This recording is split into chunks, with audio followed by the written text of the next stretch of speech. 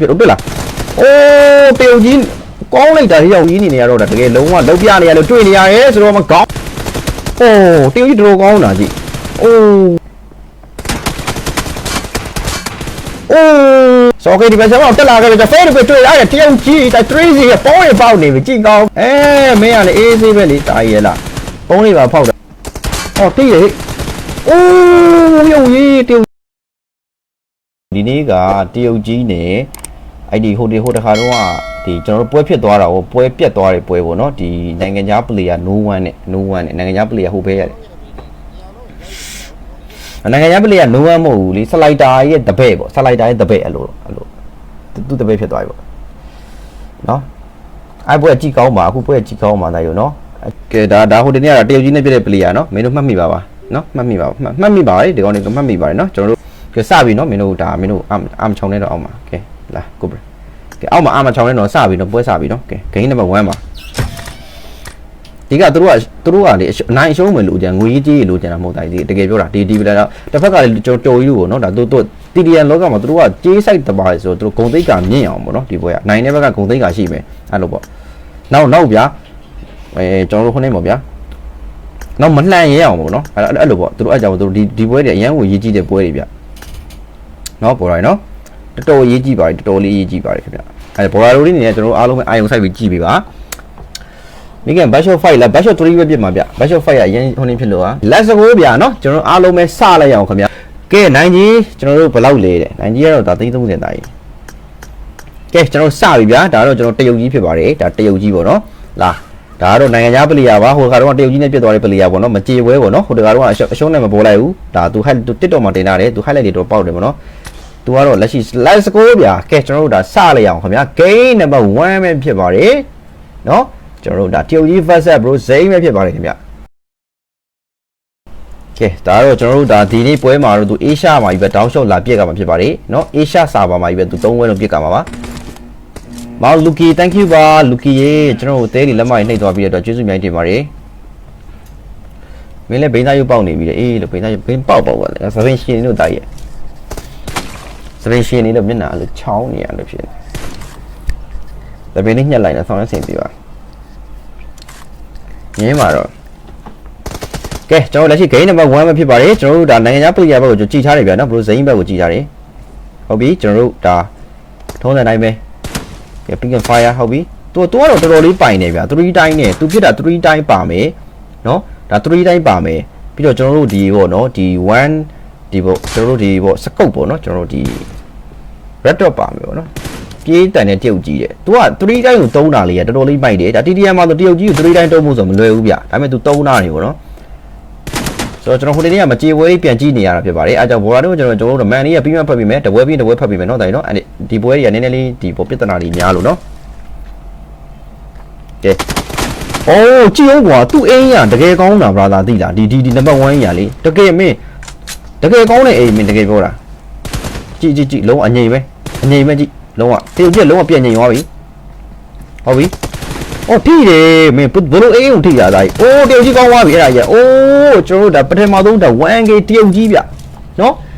်ပထမဆုံး 1K တော့တရုတ်ကြီးဘက်ကပဲစားရရှိတာပဲဖြစ်ပါတယ်ကဲဒီဘက်ကျမှကျွန်တော် pick and fire ဆိုတော့ okay ကျွန်တော်တို့ဒါလက်ရှိနေတာမှာဆို10မိနစ်ပါဆိုတော့တက်လာခဲ့ပြီဟုတ်ထိတယ်လို့ဒါပဲလေဒါတရုတ်အေးရှားမှာလေဒါတရုတ်ကြီးဒါဆွဲပြီလေတရုတ်ကြီး trainer တာနော်ဟိုသူတိလို့တိရွယ်တရုတ်ကြီးอ่ะနော်ကဲကျွန်တော်တရုတ်ကြီးက2စီးပါခင်ဗျာတရုတ်ကြီးက2စီးပါဘာသာတွေနော်ဆွဲပြီလေတဲ့ကဲကျွန်တော်2စီးတရုတ်ကြီးကတော့ကက်ဆပြီးတော့ကျွန်တော်ဒါကန့်လို့ရပါပြီကဲကျွန်တော်တရုတ်ကြီးဒါအရှိလေးမှာတော့ဒါခန်းသက်လေးတော့ဒါပေးထားပြီးသွားပြီလုံးဝပွဲကောင်းမယ်နော်ဆောင်းရဲမိုက်တရုတ်နော်ဆွဲပြီလေဆွဲပြီလိုက်တော့ဆိုတော့ဒါတရုတ်ကြီးပြန်တော့ပတ်ထားတယ်ဟုတ်ပြီဒါ one hit တော့ထိအဲ့ကောင်ကသူက pick and fire အရင်ကောင်းနေဗျာဒီဒါနံပါတ်1ကလေထိတယ်သူပြတော့တွေ့လားအိုးတရုတ်ကြီးကောင်းလိုက်တာရောက်ရင်3စီးဗျာနော်တရုတ်ကြီးကတော့လုံးဝတိတ်နေတာအမှန်ကန်ကြီးရောက်ရင်နော်အေးရှာရေးမှာသားရတော့အမှန်ကန်ကြီးကဲလိုက်လေးနေတာပေးပါ Facebook ဖလာလိုက်လေးအသေးလေးလက်မလေးဟိုလေးကြီးကြီးလေးနော်ဒါနေတာပေးပါခင်ဗျာတောက်ချက်စီနော်က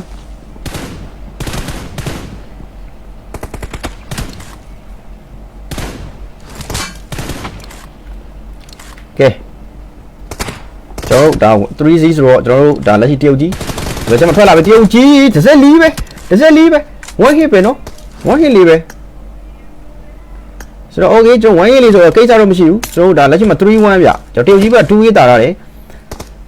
ဆိုတော့တိုင်းရပလေးရတစ်ချက်ကြည့်ရမယ်သူ့အနေနဲ့ကျွန်တော်တို့အပေါ်လေးတက်ပြစ်မှာတရုတ်ကြီးတိတယ်တရုတ်ကြီးပန်းသွားပြီဒါကြီးဆိုတော့ okay ကျွန်တော်တို့ဒါမြန်မာလူကြီးတက်လာခဲ့ပြီကျွန်တော်တို့ဒါသူ့အနေနဲ့နည်းနည်းလေးလှုပ်လို့မရဘူးနော်ဆိုတော့ okay ကျွန်တော်တို့ဒါပြန်တော့ဖက်တာတရုတ်ကြီးအိုးကောင်းလိုက်တာဟိအောင်အိုးလာကောင်းလိုက်တာဟိအောင်ရေးတရုတ်ကြီးကဟိအောင်ရေးတရုတ်ကြီးကကောင်းလိုက်တာဟိအောင်ရေးကောင်းလိုက်တာကွာအဲ့ဒါဖြစ်သွားတာရေး1-4ရတိုင်းမရတော့ဒါတရုတ်ကြီးခဲနေပြီတိုင်းနော်ကဲကျွန်တော်တို့1-4ဆိုနေတာမှာကျွန်တော်တို့မြန်မာ player တွေပေါ့နော်ဒါမြန်မာ player တရုတ်ကြီးနေနေရတော့ဒါတကယ်လုံးဝလုံးပြနေရလို့တွေ့နေရတယ်ဆိုတော့မကောင်းနေပဲပြစ်သွားတာဗျကျွန်တော်တို့ဒါ4-2ပါကျွန်တော် fail သားချင်းကျွန်တော်6ဒါမိနစ်ကျန်သေးရေကျွန်တော်ကြားထဲက4မိနစ်ကုန်ဆုံးသွားပြီဆိုတော့အငိမ့်လေးပဲဆိုတော့ okay ကျွန်တော်ကန်တန်လေးကိုပေးရတယ်ကျွန်တော်အပေါ်မှာကျွန်တော်ချက်ရှိုးနေရဒါကျွန်တော်2 game ကိုပြန်ကမ်းဘက်ကမှာဗျမဲဆာငါရင်နာတယ်ကွာညီလေးရာဟာမင်းပြောပြတယ်ဗျဆိုတော့ okay ကျွန်တော်2-4ပါကဲကျွန်တော်တို့ပြန်ထွက်လာခဲ့ပြီတစ်ချက်ကျွန်တော်ခုံလာတယ်ကဲကျွန်တော်နိုင်ငံခြား player ကဲဟုတ်ပြီအေးတစ်ချက်ခုံလိုက်အော်မခုံရအောင်မခုံလုံးဝအငြိမ်ပဲသူလုံးဝထိန်းစောနေရတာကြီးနံပါတ်1လုံးဝထိန်းစောနေရထိန်းတာတရုတ်ကြီးထိန်းတာ5 minute ကုန်ဆုံးသွားပြီအဲ့တော့တက်လာပြီတိုင်းတရုတ်ကြီး damage ကြိတ်ထွက်နေရပဲအအောင်ရေးတရုတ်ကြီးဗျာတကယ်ဒါကြီးပါခင်ဗျာနော်တော့ဒါပေမဲ့ damage ကတော်တော်လေးထိသွားတယ်ကိုင်းတော်သွားတယ်ပေါ့နော်ဒါ2-5ဆိုတော့ဂျားထဲမှာ 3k ပါလူရမွေးတာဘောင်းမွေးတာဟိုတဲ့လူရမွေးဘောင်းမွေးတာထားလိုက်ပါလူရမွေးလို့ဖြစ်တိုင်ပါတယ်လူရမွေးလို့ပေါ့တရုတ်ကြီးရဲ့ကဲကျွန်တော်2-5ပါဖြစ်နိုင်ပါတယ်ဆိုတော့ဒါဒီဘက်ကျမ်းမှာထွက်လာခဲ့ပြီကဲတရုတ်ကြီးဒါ pick and fire ဆိုပေါ်မှာရောက်လာခဲ့ပြီခေါင်းထွက်နေရလိုက် 3k တော့လိုက်ကမှာနော်မရတော့ဘူးတာကြီး2စီးနဲ့ပြတ်သွားရင်တော့မရအောင်ရေ2စီးနဲ့ပြတ်သွားရင်လှပြီပွဲရတော့ရောက်ဒါစစ်2ရဗျာကဲကျွန်တော်တို့ဒါနိုင်ငံခြား player ပေါ့နော်ဟိုကတော့ကျွန်တော်လာပြစ်တဲ့ဒီပွဲပေါ့နော်ဒါ Asia မှာတရုတ်ကြီးတော်တော်လေးကျန်းတယ်ဗျလက်ရှိနေတာမှာ Asia တရုတ်ကြီးတော်တော်လေးโอ้တရုတ်ကြီးတော်တော်ကောင်းတာကြည့်โอ้တော်တော်ကောင်းတာဗျာတရုတ်ကြီးอ่ะတစ်ဖက်အင်းကြီးတော်တော်ကောင်းတာဗျာနော်တိုက် 5k အောင်လိုက်ရမယ်ရောင်ကြီး27နဲ့ဒါကြီးနာမည်ခေါ်ပြီးပါတဲ့ခံမင်းသူမင်္ဂလာပါကိုကြီးအာရှကြားကြီးတဲ့အေးအာရှကြားကြီးမောင်တရုတ်ကြီးလားဟာလားဟောထိတယ်ဟိုသူက line လက်နေရဗျာသိလား तू ပြစ်တာထိတယ်ဒါပေမဲ့ line လက်နေအဲ့လိုဖြစ်တာကြည့်မရဘူးတလားသူမကြည့်ပဲသူဘယ်လိုပြစ်သွားလဲမသိဘူးကျွန်တော်ကိုင်းတော့ရတာပဲအိုးမေကြည့်အောင်နော်ကြည့်အောင်တိုင်းဟဲတာနော်ကျွန်တော်တို့ဒါကဲကျွန်တော်လက်ရှိနေတာမှာဆိုတော့ကျွန်တော်တို့ဒါ7-3ပါကျွန်တော်တို့ဒါဂျားထဲမှာ 4k ဒါ3မိနစ်မှာ live ပို့ရတော့ကျွန်တော်တို့ဒါစင်ပြေမှဆိုကြည့်ရမယ်ကဲကျွန်တော်တို့ဒါ 7k okay ကျွန်တော်ပြန်ပတ်ထားတယ်အော်တရုတ်ကြီးရောက်ရေးအပေါ်ကဒီဇိုင်းအင်းလေးကောင်းတယ်ဆိုတော့တဲရွတ်တက်လာခဲ့ဖိတ်တူကောင်းသွားပြီတရုတ်ကြီးအိုးလာတိုင်းလို့ရေတကယ်ကောင်းနေဗျာစောက်ရဲမှာနာလိုက်တာတိုင်းနာလိုက်တာရောက်ရင်နာမည်ပေါ်ပေးပါတဲ့ဆိုတော့ကျွန်တော်လက်ရှိမှာတော့ကျွန်တော်3-5တောင်ဖြစ်နေပြီကဲကျွန်တော်နမညာတော်တော်လေးတိုင်ပတ်နေရပြီးတော့တွေ့နေရတယ်ကျွန်တော်3-9ဗျကဲ3-9ပါဗျကြီးရတော်တော်လေးပြတ်သွားပြီပေါ့နော်ကျွန်တော်ဒီပွဲကတော့တရုတ်ကြီးနိုင်သွားပြီပေါ့နော်တရုတ်ကြီးနိုင်သွားပြီပါတယ်ကဲကျွန်တော် line လေးအသေးလေးတွေလက်မလေးတွေမနှိမ့်နဲ့1 number 1နဲ့တော့1 number 1မဟုတ်ပါဘူးဒါရေဒုက္ခပဲ1 number 1မဟုတ်ဘူးသူကဆက်လိုက်တာမဟုတ်ဘူးလေစိမ့်နဲ့သူကသူ့မိမယ်ကဲသူက line လက်နေတယ်ချိန်နေတယ်ဟုတ်တယ်ကွာ line ပြန်ချိန်နေတယ်ကွာသူ line တော့လက်နေရနော်သူကြည့်ရတာတိုင်ပတ်နေတာတရုတ်ကြီးစားပြီတိုင်တရုတ်ကြီးစားပြီ ကဲကျွန်တော်လက်ရှိမှာ3တန်းမှာထိတယ်ဟာအဲ့ဒါလေးတော့အဲ့ဒါလေးထိတယ်နော်ခေါင်းဆောင်ပြီးအိမ်သွားတာလေးတကယ် nice ပါသားနိုင်ငံခြားပြည်ကြီးပြတယ် live မကောင်းနဲ့ကျွန်တော်တို့ဒါ Facebook မှာ YouTube နဲ့ share ပေးကြပါအောင်ခင်ဗျာကျေးဇူးအများကြီးတင်ပါတယ်ဆိုတော့ဒီဘက်ချက်မှာတက်လာခဲ့ပြီကျွန်တော် day rest လာခဲ့ပြီဗျဆိုတော့ပေါ်မှာရောက်ရှိနေပြီကျွန်တော်တရုတ်ကြီးဘယ်လိုတစ်ခါမှကျွန်တော်တရုတ်ကြီးပြေးရမှားတယ်တရုတ်ကြီးအဲ့ဒါကြီးอ่ะဒါပေမဲ့ရောက်ပါတယ်ကေးတယ် 5k လောက်กว่าနေတယ်ဆိုတော့ဒါ2 minute ကြီးကတော့ဒါတော်တော်လေးများပါတယ်အေးဆေးပါပဲကဲတရုတ်ကြီးတော့ကျွန်တော်တို့ဒါဘိတ်ထဲမှာတော့ကန်ထားတယ်ဟုတ်ပြီကဲကျွန်တော်ဘိတ်ထဲမှာတော့ဒါဖမ်းကန်တာတရုတ်ကြီးโอเคဟိုကောင်းလိုက်တာကွာအဲ့ဒါကြီးတော့အဲ့စကုတ်ဖွင့်ရင်အိုး what the fuck ဟဲ့တရုတ်ကြီးကကောင်းလိုက်တာ oh my god ရဟုတ်တယ်ဒါကြီး game number 1ငါတို့မြန်မာပြည်ရပါတရုတ်ကြီးပေါ့နော်ဒါတရုတ်ကြီးကတော့နိုင်ရရှိသွားပြီဗျကျွန်တော်တို့ဒါတေချာဝိုင်းပေါ့နော်ဆိုတော့ကျွန်တော်2စီမြန်ကျွန်တော်ဖြစ်သွားနိုင်မလားဆိုတာလေးကိုကြည့်ရမယ်ဆိုတော့မတက်လာခဲ့ပြီတောင်းလျှောက်လေးတော့ပြန်နေပြီဂျပန်သားလေးဆိုတော့အိုးဟိုမလွယ်ဘူးကြောင်ကြီးတကယ်ထွက်သွားပြီနော်ဒီဘက်ကထွက်သွားပြီထွက်သွားမှရမထွက်လို့လည်းမရအောင်ကေးကတော်လေးပြတ်တယ်ပေါ့နော်ဆိုတော့ကျွန်တော်တို့ fight တွဲဗျဆိုတော့ fight တွဲနော်ဒါကျွန်တော်တို့တရုတ်ကြီးကတော့ကျွန်တော်တို့ဒါတပွဲတာထားတယ်ဗျအေးရှားစာကိုရှုံးပြီပေါ့တစ်ဖက်ကအေးရှားစာပေါ်မှာလာပစ်ထားတယ်လာပစ်ပြီးမှဆိုပြောထားလို့အဲ့ဒါကြောင့်နော်ကဲကျွန်တော် round 2ပွဲစဉ်ပေါ့နော် game number 2ပွဲစဉ်ပဲဖြစ်ပါလေမင်းတို့ကဆဲနေတာမပြီးတော့ဘူးမဆိုင်တဲ့ကိစ္စကဲကျွန်တော်အားလုံးပဲ round 2ပွဲစဉ်နေပဲဖြစ်ပါလေကျွန်တော်တို့ဒါဒီပွဲမှာတော့ကျွန်တော်တို့ဒါဇိမ်းကိုကြည့်ထားပြီးမယ်ဗျာနော်ကဲတရုတ်ကြီးစာပြီးတော့ခေါင်းလေးတော့ထွက်လာခဲ့ပြီဒီပွဲတော့နည်းနည်းလေးဒါကျွန်တော်မှန်တိုင်းပြောသူနည်းနည်းလေးတီးမယ်ဗျာသိလားထိတယ်ဗျကျွန်တော် damage ကတော်လေးထိသေးတယ်ဗျဒါကျွန်တော် line တက်နေရပါတော့ line တက်နေရဖြစ်တော့ပုံးလေးပါဖောက်နေပြီအောင်ဟေးတခါမှစိတ်မတူပြီးတဲ့ကောင်လေးရဟုတ်တယ်ပုံးလေးပါဖောက်နေပြီဒါကြီးနော်ကဲလို့ညဆိုရင်အိပ်ပါဘူးကျွန်တော်ကုန်းနာထိုင်နေပါလားမဆွဲရတခုပါပဲကျွန်တော်ကုန်းနာထိုင်နေတာညတညလုံးပါမိုးလင်းသွားပါတယ်ပြီးတော့ကျွန်တော် rank 900ထဲမှာကျွန်တော် okay မတက်လာခဲ့ပြီကျွန်တော်တရုတ်ကြီးဘာလုပ်ပါလဲဆိုတော့ဟောဒီကောင်စိတ်တူနေတာဟာရဘလိုင်းနေဖြုတ်နေလုံးဘလိုင်းနေဖြုတ်နေရလို့ရောက်ရင်ဟုတ်တယ်တူးစီးရရောက်ရင်ပြန်ဟဲထားရရောက်ရင်လုံးတရုတ်ကြီးဘာလုပ်ပါလဲ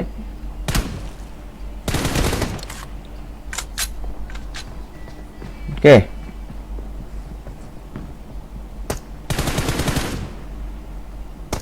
ဲလုံးဝနော်လုံးဝကြည့်ကောင်းပြီနော်ဒါတစ်ဖက်ကလည်းလုံးဝဟဲတယ်နော်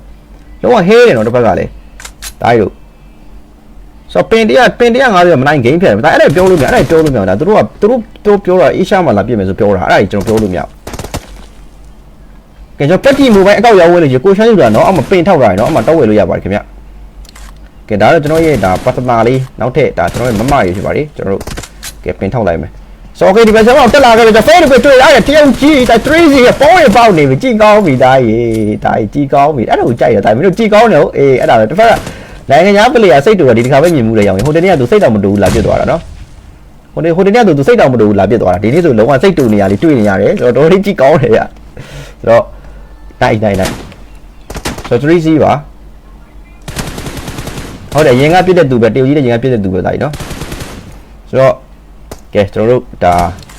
YouTube မှာ subscriber လေးလုပ်ပေးကြပါဦးเนาะ TikTok မှာပြီးတော့ရောက်200ကျော်ရှိတယ်ဒါကျွန်တော် Facebook မှာ YouTube 300ကျော်ရှိပါတယ်ကျွန်တော်တယောက် one share လေးပြ Facebook မှာတိုင်းကိုကြည့်ကောင်းတယ်เนาะတိုင်းကို TTN group လေးမှာတိုင်းတို့ share လေးနဲ့ support တင်ပေးပါအောင်တိုင်းတို့ရဲ့ဒီ Facebook profile လေးမှာဟဲ့လားကျွန်တော်တို့ဒါ public နဲ့ share ပေးကြပါဦးเนาะ public နဲ့ဆိုတော့ okay ဆိုတော့ 3C ဆိုတော့တရုတ်ကြီးဒါပြန်ပတ်သွားပြီဗျတရုတ်ကြီးပြန်ပတ်သွားပြီဆိုတော့တရုတ်ကြီးတက်လာပြီဗျ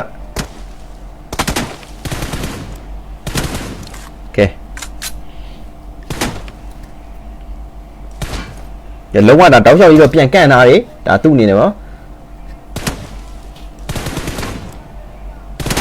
ကောင်းတယ်လို့အဲ့ဒါကြီးအိုးကောင်းလိုက်တဲ့အိမ်ကွာလွတ်တော့မပေးဘူးတစ်ချက်မှလူကီငါကြီးကျွေးစတင်ပါလေလူကီနော်ခုလိုကိုကြီးလာဟောတဲနေလာပြီးတော့တကယ်ကောင်းလိုက်တဲ့ပလေယာဗျာတားရီစိန် 4Z ဗျ 4Z တိုင်းလို့နော်တရုတ်ကြီးလုံးဝဒါသူ့လက်ပြန်ရောက်လာပြီနော်ကျွန်တော်တို့ဒါပြန်တော့ကန့်ထားတယ်ကျွန်တော်တို့မစိမ့်လုံးဝကိုကျွန်တော်ဒီနေရာနဲ့ထိုင်ဆောင်ပြီးတော့ပြစ်နေရပါတော့သူလည်းလုံးနိုင်ဆိုတဲ့အကြောင်းလေးပဲပြန်လွှဲပြီးတော့ဒါပြတာရင်ဖြစ်ပါလေဒါသူလည်းဒါငါထိုင်ဆောင်နိုင်တယ်ကျွန်တော်တို့ဒါပြနိုင်တယ်ဗောနော်ဒါတရုတ်ကြီးပဲချက်သွားကြည့်ပဲဟဲ့တေးသွားတာလေတရုတ်ကြီးဟာ ဒီနေရာမှာရွတ်ထိုင်ဆောင်တယ်လုံးတိုင်းနိုင်ငံခြားပလေနော်သူ5-0တောင်ဖြစ်နေပြီတာကြီးအိုး nice နိုင်ဆိုတရုတ်ကြီးကျွန်တော်တို့ဒါနည်းပြန် try မရမယ်ဒါ5 minute မှာတော့ကျွန်တော် 5k ဆို 5z တကောင်မှမရသေးတာကြီးလုံးဆို okay ကျွန်တော်တို့ကျုပ်ကြီးတို့ဒီဘက်ချမ်းတောင်းချောပြတော့ခေါင်းထိတယ်ဗျအာမနော်ကျွန်တော်နည်းလေးကျွန်တော်ကြည့်လို့ကောင်းလာပြီကျွန်တော်တောင်းလျှောက်ဒါပြီးခင် fire ပြစ်ထားတယ်အော်ထိတယ်တရုတ်ကြီးဘလို့မှကိုမရပါလားတာကြီးအဲ့ရပြစ်လို့မရဘူးတရုတ်ကြီးနည်းနည်းဘေးနာညှက်ပြစ်မှရမယ်နော်ကဲကျွန်တော်တို့လက်ရှိမှာတော့ 5z let's go baby let's go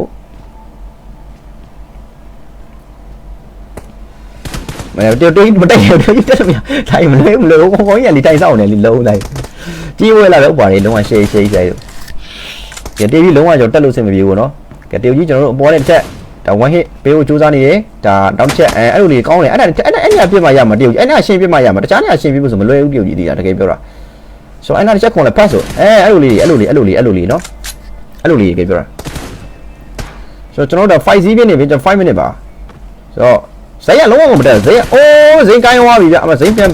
ဟိုဘက်သွားတယ်မဟုတ်ဘူးဇိုင်းကဘက်တာမဟုတ်ဗျအောက်ဇိုင်းမျိုးပြန်လေပြီးတော့ခေါင်းလေးစောင်းပြီးတော့အိမ်သွားဖြစ်ပါတယ်ကျွန်တော်တို့ 5z ပဲကျွန်တော်တက်လာမယ်ဇိုင်းတောင်ကျပြင်း fire ရတဲ့အောက်မှာပဲကျွန်တော်တို့နောက်တက်တရုတ်ကြီး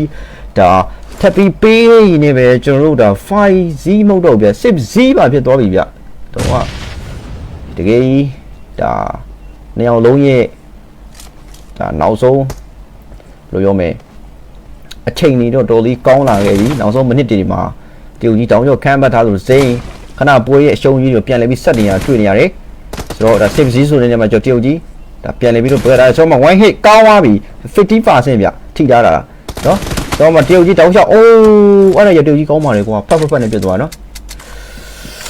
ဟာကဲကျွန်တော်တို့မထွက်လာခဲ့ပြီမြန်မာလူကြီးလို့ရောက်ရေးโอเคမြန်မာလူကြီးထွက်သွားတာရောက်ရေး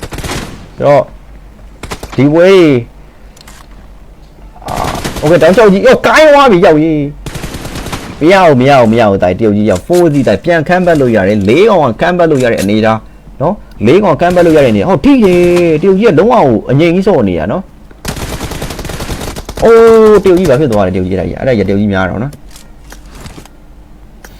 တော့လက်ရှိနေတာမှာတော့ကျွန်တော်67ပေါ့27မှာကျွန်တော်ဂျားထဲမှာကျွန်တော်တို့တော့ 5k กว่าပါပြီကဲကျွန်တော်27နဲ့ပဲကျွန်တော်3မိနစ်ပါโอเคတောင်းလျှောက်ကြီးကျွန်တော်အပေါ်ကနေရောကျွန်တော်အိမ်နာဖြတ်အိမ်နာဖြတ်ထွက်လို့တော့မရဘူးကဲကျွန်တော်တရုတ်ကြီးတွေ့ရ one hit ကြီးကကိုင်းတော့သွားပြီ90ရာခိုင်နှုန်း60လောက်ထိသွားတာဗျမင်းကလည်းအေးဆေးပဲလေတာကြီးရလားပုံးလေးပါဖောက်တာဒီတစ်ခါမင်းဒီကောင်ပုံးလေးပါဒီကောင်တော်တင်းသွားလောက်နေဒီကောင်လေးတကယ်တင်းသွားတာတာကြီးဘာလို့လဲကျွန်တော်လည်းမသိဘူးနော်ကန်တိုညဘဲဦးမကွယ်ဘူးတရုတ်ကြီးကတော်သားတယ်တိုင်းတော့မင်းတို့လည်းပြောပါတယ်ခင်ဗျတယောက်တပွဲပေါ့နော်ဒီတပွဲကျွန်တော်တို့ဒါဒီတပွဲကကျွန်တော်တို့အမှန်တိုင်းပြောရင်ကျွန်တော်တရုတ်ကြီးရှုံးနေတော့မှသေပဲကြအောင်ပါနောက်ဆုံးတပွဲကကြည့်ကောင်းဆုံးပွဲပေါ့နော်အဲ့လိုချင်းနေမျိုးတော့ရောက်လာပြီဒီဘက်ကျမှထွက်လာခဲ့ပြီ1 hit ကြီးကောင်းသွားပြီတရုတ်ကြီးဘလုံးမှမဖြစ်နိုင်နော်ကျွန်တော်အဟုတ်ကြီးတီးခံနေရတယ်ဒါကြီးနော်လက်ရှိနေတာမှာဆိုတော့2 9တော့ဖြစ်နေပြီကျွန်တော်ဇိမ်းကျွန်တော်လက်ရှိနေတာမှာဆိုတော့ဒါသူ့ရဲ့နော်ဒါလားငါရဲ့လက်ရည်ဒီလောက်ရှိရဆိုတဲ့အကြောင်းလေးတော့ဒါကျွန်တော်တရုတ်ကြီးကိုပြန်လဲပြီးပြသရည်တရုတ်ကြီးကလည်းလားငါဒါမြန်မာမှာတရုတ်ကြီးဟွာလားအဟုတ်ကြီးတီးမှာတရုတ်ကြီးဆိုပြီးပြန်ကမ်းမဲ့ဖို့လိုအပ်တယ်ဆိုတော့ဒါထဲမှာတော့ကျွန်တော်တို့29မှာ7 week ကွာနေနေတာမှာပြန်ခမ်းဖို့တော့မလွယ်တော့ဘူးကျွန်တော်ဇိမ်းကျွန်တော်ပေးလိုက်ရပြီဗျကောင်းပါပြီနော်ကဲကျွန်တော် like လေးအသေးလေးတွေ Facebook page ကညီကိုလေးတွေ like အသေးလေးနေတာပေးပါ viewer 430 340ရှိပါတယ်ကဲကျွန်တော်တို့ပြန်ထွက်လာခဲ့ပြီကဲနောက်ကိုတစ်ချက်ပြန်ပတ်ထားတယ်ကဲ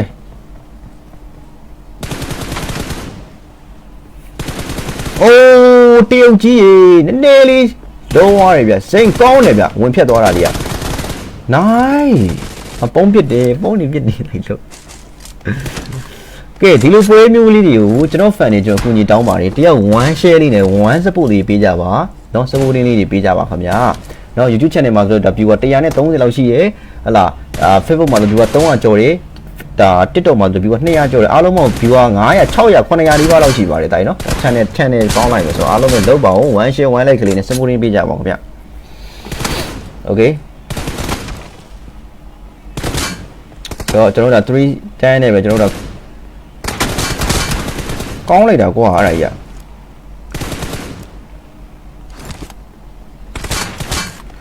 ကဲကျွန်တော်ပွဲလေးရတော့1-1ဆိုတော့နောက်ဆုံးတပွဲကြံပဲအဲနောက်ဆုံးတပွဲရင်ခုန်စရာပဲဗျာနောက်ဆုံးတပွဲကြီးကတကယ်ရင်ခုန်စရာဖြစ်သွားမယ်တိုင်းတကယ်ပြောလားဟောပုံးဝင်တကယ်ဖောက်နေတိုင်းတုံးကအနှစ်ကြီးကြည့်ရတာသိလားအနှစ်ကြီးဒီပွဲကြည့်ရလုံးဝအနှစ်ကြီးတကယ်အနှစ်ကြီးရှေး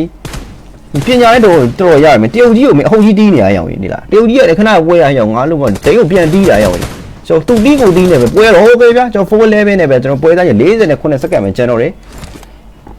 မတဲဟီလို့မင်းတို့တော့အောင်ရေးမြန်မာလူတက်တွေ့နေတာဟုတ်ကဲ့အိုးစိတ်အင်းနေရပဲတိုင်းတို့အောက်မှာငါ Facebook မှာတိတ်မဆဲနေတော့ငါပိတ်ရရဲပဲကြံတော့လေလို့နော်ငါပိတ်တစ်ခုဖြစ်မင်းတို့ပိတ်အစ်စ်လေလိုက်ရမယ်နော်ငါပြောပြီးသွားရင်မင်းတို့ဆောင်းရမ်းဆဲတဲ့ကောင်လေးโอเคကျေးဇူးလည်းအများကြီးတင်နေတာတရုတ်ကြီးထွက်သွားပြီဆိုတော့โอเคဆိုတော့ကျွန်တော်ဘော်ရာကြီးကျွန်တော်ပြောချင်ပါတယ်ကျွန်တော်တို့တပွဲသာကြံမှာတော့လေကျွန်တော်နိုင်ငံခြားပုလီယာနဲ့တရုတ်ကြီးပါဒီပွဲကသူတို့ဒီငွေကြီးမဟုတ်ဘူးเนาะအဓိကသူတို့ဒီပေါ့တီတီယန်လောကကြီးကြီးလောကမှာသူတို့ကတယောက်နဲ့အနိုင်ပေါ့เนาะဒါကျွန်တော်မတ်ဒီနဲ့ကိုကြော်ကြီးပေါ့เนาะဒါကြော်ကြီးတို့ကိုကြော်တော်ဖြစ်သွား sorry เนาะကြော်ကြီးတို့ပေါ့เนาะဒါကျွန်တော်တို့လူကြီးလူကောင်းတို့ပေါ့เนาะအဲ့လိုပွဲကျွန်တော်နှစ်ယောက်လုံးကဒီငါတာအကြောင်းပေါ့ကျွန်တော်စောင်းရဲမိုက်တပွဲပဲကျွန်တော်တင်ငယ်ချင်းတို့ let's go ကဲကျွန်တော်နှစ်ယောက်လုံးကဒါ1-1နေเนาะဒါနောက်ဆုံးတစ်ပွဲအနိုင်เนาะဒီပွဲအနိုင်ပဲတိုက်တို့ကဲဒီပွဲအနိုင်ပဲဖြစ်ပါတယ်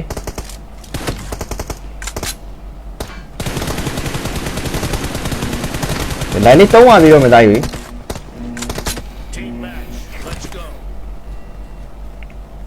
ကဲ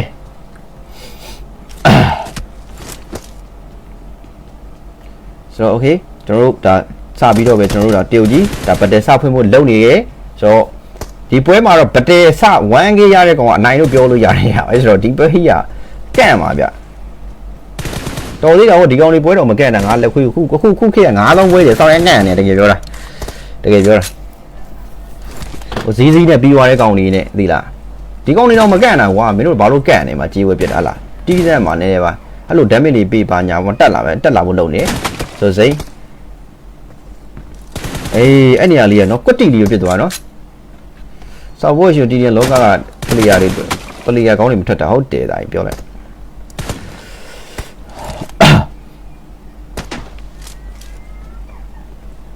အိုးဒီဟာကျန်းလိုက်တာသူ့ပြစ်ခင်ပါကြီးစိုးကြီးอ่ะဟောဒီဘွေးရတကယ်ဖိနေရအောင်ကြီးတကယ်ဝမ်းကြီးတကယ်ဖိတာအိုးပုံမြန်ပေါက်တယ်အောင်ကြီးပထမဆုံးဝမ်းကြီးတရုတ်ကြီးဗျာဟဲ့အောင်ကြီးဖက်နဲ့ပြစ်သွားလှချက်ကြီးအောင်ကြီးတရုတ်ကြီးอ่ะပြီးပြီတရုတ်ကြီးဟဲ့ကဲတရုတ်ကြီးဘက်ကစားရတာဗျကဲတရုတ်ကြီးဘက်ကစားရတာဘိုးကြီး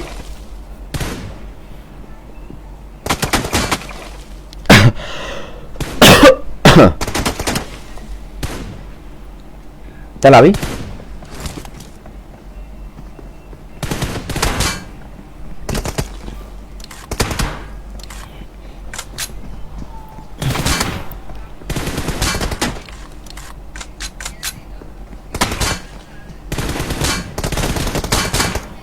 ဘယ်လိုကြီးလဲအဲ့လိုကြီးပြစ်တာကြီးอ่ะနော်ဘောက်ထဲဝင်သွားတော့တည်ပြီတဲ့တရုတ်ကြီးပေါက်ကောင်းတယ်တရုတ်ကြီးပေါက်တော်ကောင်းတယ်โอ้ဟေးကြီးတိုင်းဘလို့ကောင်းလိုက်တာရုံကြီးဖိတ်တူဖိတ်ယူရအောင်တယောက်လုံးနော်ကောင်းလိုက်တယ်နိုင်ကောင်းလိုက်တော့ကွာငါတိတ်ဝိုင်းတော့ထင်ရတရုတ်ကြီးနော်တူတိတ်ဝိုင်းထင်လိုက်တာရုံကြီး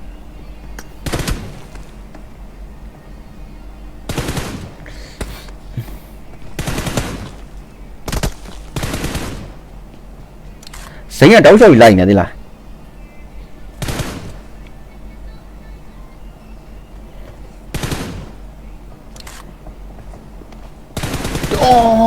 တရုတ်ကြီးကောင်းလိုက်တာမှားတယ်နော်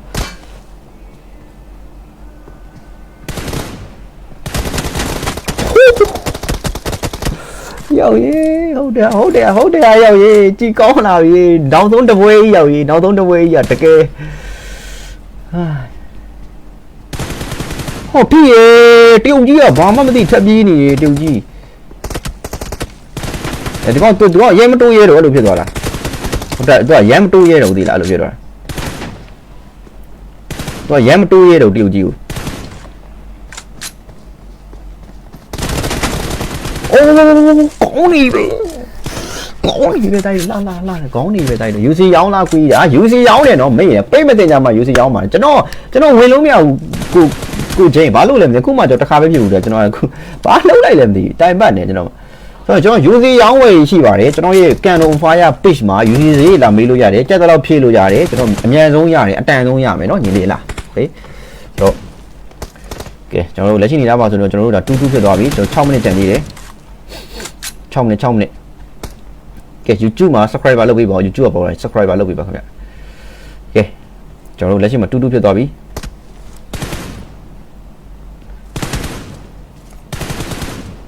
မှန်တယ်မျိုးကျွန်တော်တို့ဒီဇိမ်းကတော်လေးကောင်းနေဗျာသူရဲ့ ping and fire တွေကတကယ် nice ပေါ့ကျွန်5 minute ကုန်ဆုံးတော့သူအာမမလဲဘူးနော်သူတို့ရဲ့အကျင့်အာမလဲတဲ့အကျင့်မရှိဘူးပြင်လုံးဝအာမမလဲဘူးလို့လားလုံးဝအငြိမ်ပဲ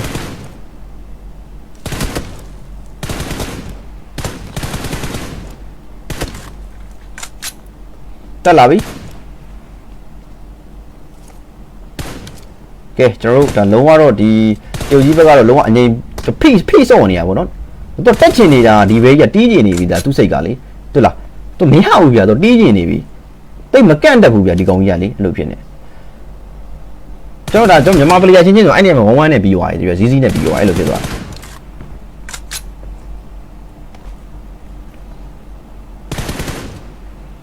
တရုတ်ကြီးနေထုသေးလိုက်ရင်တော့ဒါရင်နောက်မပြန်ရောက်လာဘူးအာမာတွေပါပြန်ရမယ်တိုင်းဟုတ်တကယ်ကြီးတက်ပြစ်နေတာဒီကောင်ကြီးဒီကောင်စားမရင်လေးရနော်မြန်မာချင်းလာမဟုတ်ပါဘူးနိုင်ငံခြားပလေယာနေပါတရုတ်ကြီးနေနော်ဆိုတော့ပွဲတကယ်ကြီးလို့လာနေရဖြစ်ပါလေအော်ဆိုတရုတ်ကြီးကလုံးဝအပိုင်အောင်စောင့်နေတရုတ်ကြီးအပိုင်အောင်စောင့်နေသလား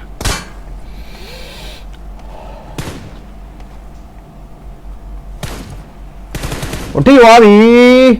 ဟောတေးပြီတော်သေးလွတ်သွားတော်သေးအိုး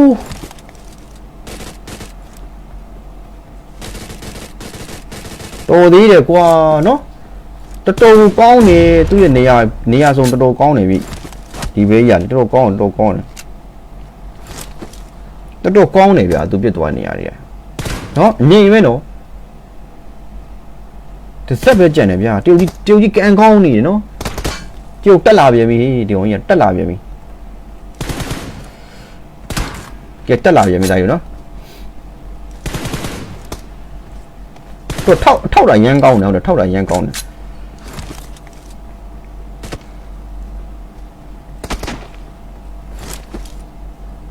သူထောက်ပြတာရတော်တော်လေးကောင်းတယ်ဗျ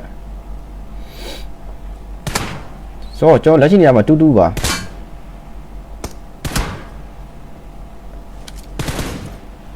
ဒီဘက်မင်းသေဦးမယ်နော်မင်းဒီဘက်ကြီးကနောက်ဆုံးတစ်ပွဲပဲနော်ရှုံးနိုင်လိုက်လို့ထိတာဟုတ်လားသူပြစ်တာဟုတ်လားထိတာပဲနော်အဲ့ဒါလေတစ်ချက်မှကိုလုံးမယ်ဘောက်ကြီးတော့မတက်နိုင်ငါလုံးမဒီကောင်းတော့မင်းအသေးခံတော့မင်းငါမြင်အောင်နေပြုတ်ကြီးတဲ့ခံရတော့မယ်မြတ်လိုက်ပြစ်နေရအောင်ကြီး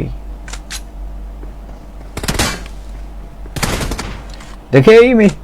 လိုက်ပြစ်နေရဘလို့အောင်လဲဟုတ်တယ်မရဘူးမင်းဒီကောင်ပြစ်ချင်တယ်ဒီဖက်အပြက်ပြစ်ချင်နေရလုံးလွယ်ဦးနော်မင်းဘောက်ကြီးမှာရောက်ရင်ဘောက်ကြီးကမင်းတရုတ်ကြီးကမလွယ်ဦးနော်ဒါကြီးမပြောရဲဟာအေးအမှပြောထိတာပဲ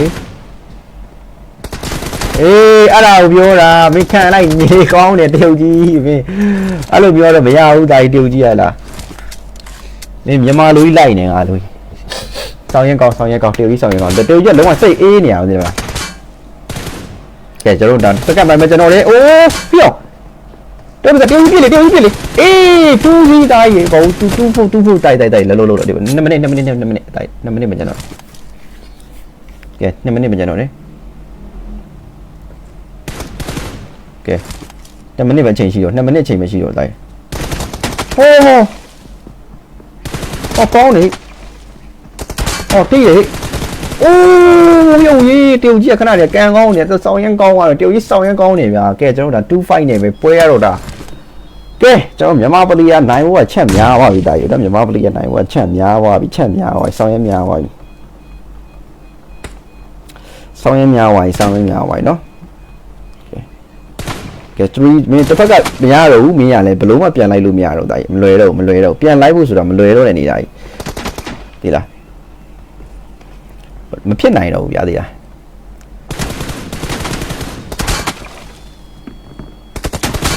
โอ้ဒါအေးစေးအေးပြီးသွားပြီဒါကြီး1 minuteမှာကဲကျွန်တော်တို့အားလုံးပဲအတဲလေးတောက်လျှောက်နေပြီပါအားလုံးပဲเนาะကျွန်တော်တို့ပြီးဆုံးပါပြီ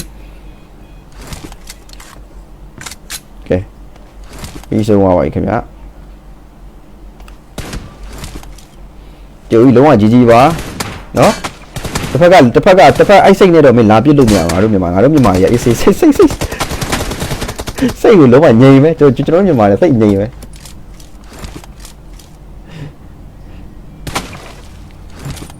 နိုင်နဲ့ပါထုတ်လာတာတိုင်းအဘာကြီးတော့ရောက်ဟာနိုင်နဲ့ထုတ်နေဟိုကောင်ကစိတ်တုံနေနိုင်နဲ့ပါထုတ်နေတိုင်းအမားတော့သူ့မာသူနိုင်နဲ့ထုတ်လို့မရဘူးနိုင်နဲ့ပါထုတ်နေပြီတိုင်းဟိုတင်းနေဟိုနိုင်နဲ့ပါလိုက်ထုတ်တယ်ကန့်လို့ကဲထွက်သွားပြီကဲရှုံးသွားပါပြီနော်တစ်ဖက်ထွက်သွားပါပြီရှုံးသွားပြီနော်ကဲကျွန်တော်နိုင်သွားပါပြီကန်လုံးနိုင်နဲ့ပါလိုက်ထုတော့ကွာကဲကျွန်တော်အားလုံးပဲအသေးလေးနေပြီပါကိုလက်ပါတယ်မေလိုကလားတောက်ကလားဝသားကျွေးမှာမေလိုပုံးလာဖောက်လာလားခွေးမှာလားတောက်ကလားကလားလို့မသိမေလိုတောက်ကလားပြီးကြတာတေးရအေးလေးပြစ်ပြီမေလိုတောက်ယူတာဒီကတန်းပဲဖာလည်းမလားဘေးရောက်ကွာပြီးတော့တောက်ကလားငါဥပါလားဒီလိုသိင်းပါခွေးမှာလားပြီးပဲရပြီပြီးပုံသိင်းမင်းတောက်လေးနဲ့အားပြီးမှာလားခွေးမှာလားကဲပြစ်ပြီးငါလိုဖာလားပုံးလာဖောက်တောက်ယူမေလိုတောက်ကလားဒီရဲ့ကနာမေအိမ်တောင်ပြီးမေလိုတောက်ယူတာအားခွေးဝလုံးဝလားတောက်ယူတာဖင်ကန်လိုက်ဒီတောက်ကလားတဲ့ငါလူမှာလားမင်းဝသားကျွေးမှာမင်းပေါက်လားမင်းစောက်နေလားမဒီလူပါငါလူမှာလားမင်းအင်္ဂလိပ်ကိုသိရမှာဖိမှာပါအာဘယ်မှာလားအင်္ဂလိပ်မှာမတဲ့ဒီလူပေါက်ယူတာတိုင်းရတော့ဒီလူကဒီရနဲ့ဖေးလိုက်ပေါ်သေးတယ်ဒီလူကလားပြီးမှာလားပေါက်နေတယ်စောက်နေတယ်လားငါလူမှာလားပုံးလာပေါက်လားပေါက်ယူတာဒီကအေးသေးပြည့်ပြီဟေးနေဒီလူပေါက်ကလားပေါက်နေဟဲ့နေတိုင်းတော့နော်တက်တော်နဲ့ YouTube မှာကြည့်ပါနော်